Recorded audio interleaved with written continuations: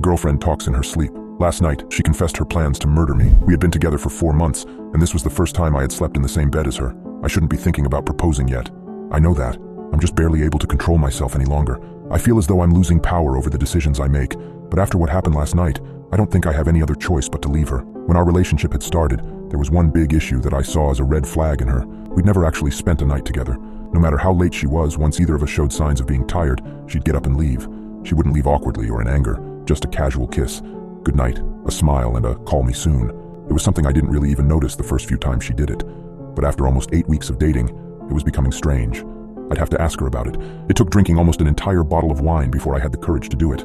She looked almost defeated when I asked and lowered her eyes in embarrassment. I knew this talk would come eventually, she started. She took in a deep breath with a long, drawn-out exhale. Recently, she paused again, I've started talking in my sleep. She shook her head in embarrassment. It's called somniloquy. I looked it up. I shrugged and laughed out loud. My demeanor seemed to say, that's it? No, Stephen. Listen, she said. She wasn't laughing. It's bad. It's completely out of control. It's not just random words or gibberish. No, it's horrible. I say horrible, disgusting things. She was starting to raise her voice, breath heavy, and tear up. I approached her and held her. I told her it couldn't be that bad. I told her to spend the night. I told her she was probably exaggerating. I was wrong. That night she stayed at my house, but she warned me of something before falling asleep. Whatever you do, don't wake me up. It makes me really scared and disoriented if that happens, and don't respond to me. Just ignore it. I nodded and agreed. If it becomes too much, she continued, just leave the room and sleep on the couch. I won't mind. I told her I wouldn't leave to the couch. I'd stay beside her in the bed, but I was wrong. I couldn't even last one night. We both fell asleep without incident. I don't know how many hours passed, but I woke up in the dark with the sensation that someone was watching me. And then I remembered, she was with me. She was actually spending the night. I smiled, but then I noticed the shadowy outline of her sitting up on the bed. She was looking down at me, staring. It creeped me out, I'll admit it. Her posture was entirely different. It was as though it wasn't even her at all. Then she spoke. It wasn't her voice that I heard. It was much lower and gravelly, like something out of a horror movie.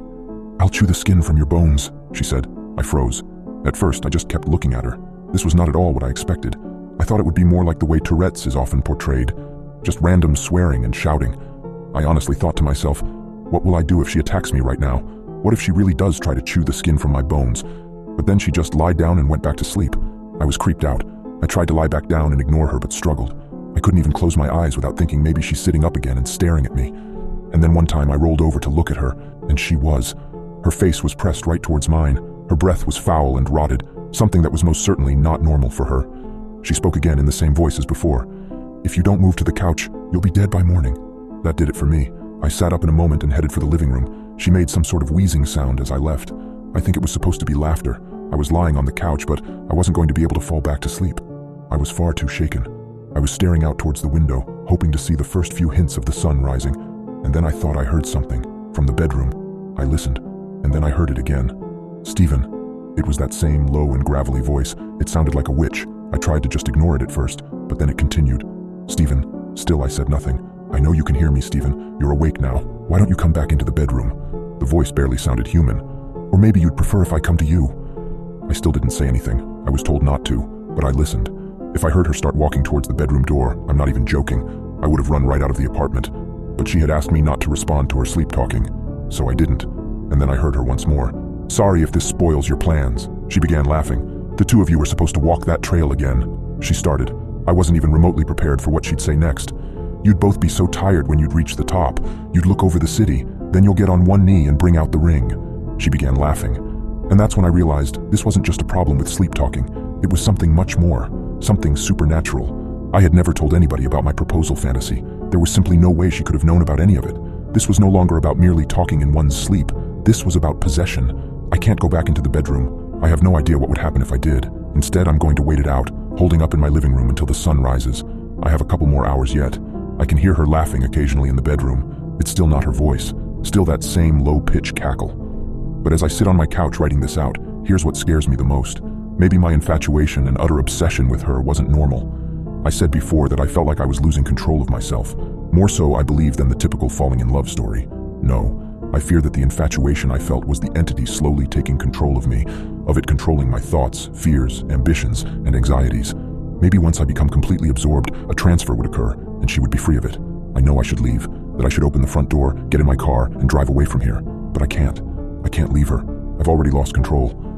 As the sun finally started to rise, I found the strength to push myself off the couch. My mind raced with fear and worry. I'd been up all night listening to her deranged laughter from the bedroom. There was no denying it now.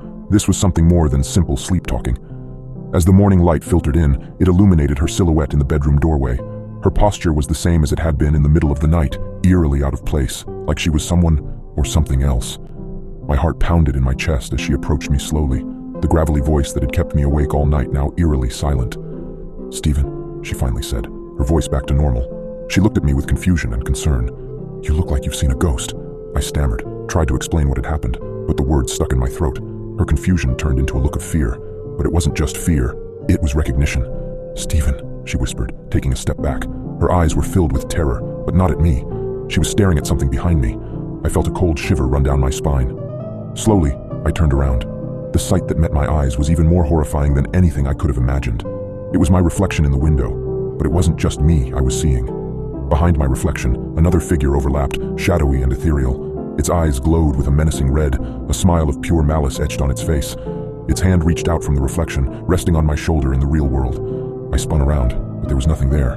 The room was empty except for the two of us, but when I looked back at my girlfriend, I saw real fear in her eyes, and then she spoke, in that gravelly, horrifying voice. "So you've finally seen it, Stephen, the thing that's been pulling your strings." And with that, the entity in my reflection started to laugh, its bone-chilling cackle echoing around the room. It was the last sound I heard before everything went black.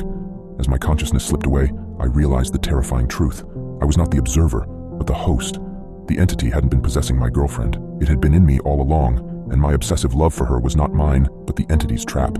I'm infatuated with myself. Utterly infatuated.